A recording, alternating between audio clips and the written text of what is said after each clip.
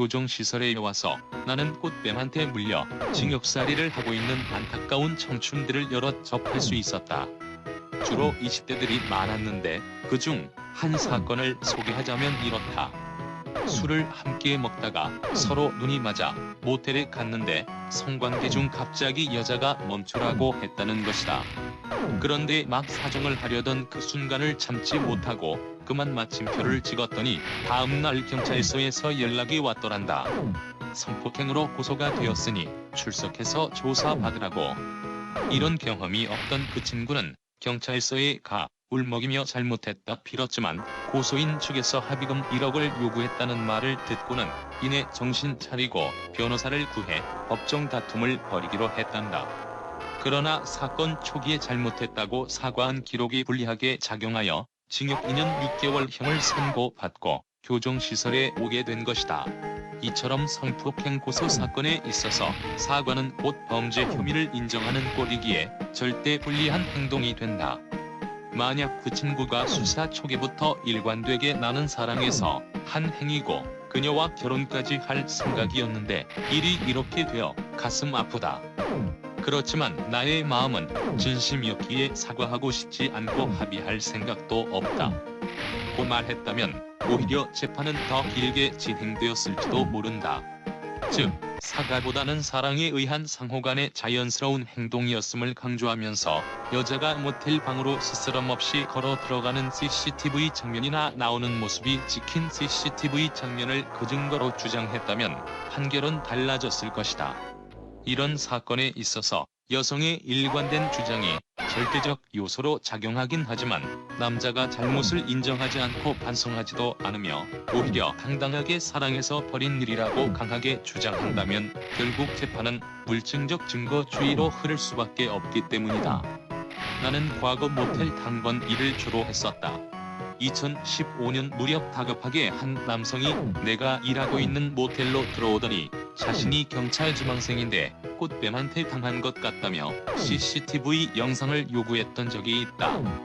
나는 귀찮기도 하고 업무에 방해가 된다는 생각에 거절했으나 그는 주머니에서 있는 대로 현찰을 꺼내 카운터 앞에 던지듯 뿌리며 나의 도움을 재차 요청했다. 울먹이는 듯한 목소리와 간절해 보이는 표정에 나는 결국 그가 준 돈들을 곱게 펴서 내 주머니 속으로 챙겨놓고는 그를 카운터 내로 들어오게 하여 함께 앉아 CCTV를 돌려보았다. 그의 사정은 이랬다.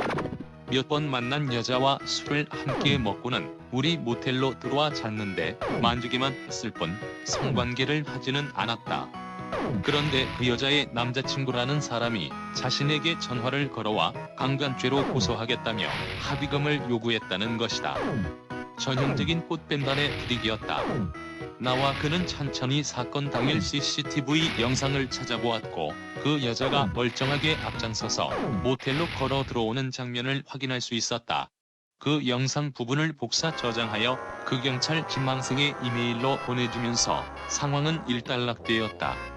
그 후 그 사람이 무사히 경찰이 되었는지는 확인할 수 없었지만 모텔 일을 하면서 심심치 않게 이런 일들을 경험하게 되니 나는 더욱 조심스런 성격으로 변해갔던 것 같다.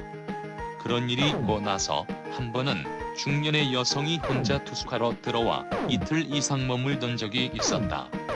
하루는 내가 숙박비를 달라 하자 그 아줌마는 자신의 카드를 내게 주면서 100만 원을 인출해와 숙박비를 결제 후 나머지 현금은 자신에게 직접 갖다 달라 했다. 이에 나는 잠시 카운터를 비우고 재빨리 가까운 은행 현금 인출기로 달려가 100만 원을 인출해 모텔로 돌아왔다. 그리고 숙박비 4만 원을 처리하고는 나머지 96만 원을 돌려주기 위해 객실 초인종을 눌렀더니 완전히 홀딱 벗은 아줌마가 문을 열고 나와 와인 잔을 흔들면서 같이 한잔 할래요? 이러는 것이었다. 나는 순간 유혹에 빠질 뻔했으나 그 사이 거리에서조차 보릉내가 너무 심하게 나는 바람에 냉정해질 수 있었다. 제가 지금 혼자 근무 중이라서 카운터를 비울 수가 없어서요. 이렇게 말하며 나는 그 아줌마에게 현금과 카드를 돌려주고는 1층 카운터로 내려왔다. 잠시 후 한 남자가 들어오더니 그 아줌마가 있는 방으로 들어갔다. 아마 콜보이를 부른 듯 싶었다. 이를 종합하여 생각해보면 내게 자신의 카드를 주면서 현금을 찾아오라 시킨 뒤 그것을 미끼로 나를 유혹했으나 실패 후 다른 남자를 부른 상황 같았다. 사실 내가 그 아줌마의 유혹을 거절했던 것은 여러 이유가 있었지만 혹시 모를 속임수가 있지는 않을까 싶어서였다. 자신이 그리 유혹해놓고 나중에 모텔 직원이 자신을 강간했다고 고소한다면 내 입장이 곤란해질까 싶어 경계한 것이다.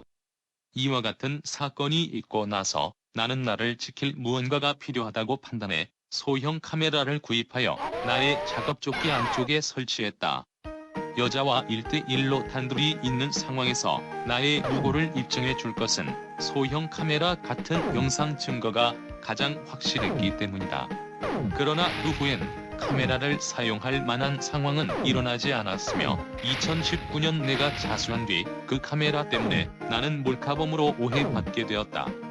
결국 조사 결과 몰카로 의심되는 영상은 하나도 나오지 않았지만 지금까지도 나의 소중한 소형 카메라는 압수물로 지정되어 돌려받지 못하고 있다. 성 관련 사건에 있어서 남성들은 법의 사각지대에 놓여 있다. 자신의 무고함을 입증하기 위해서라도 몰카 하나쯤은 필수 아닐까. 우리는 코로나19도 조심해야 하지만 신종 코로나18 바이러스도 조심해야 한다. 그리고 박봉에도 건전한 아르바이트를 하면서 살아가는 다수의 여성들을 사랑하고 보호하자.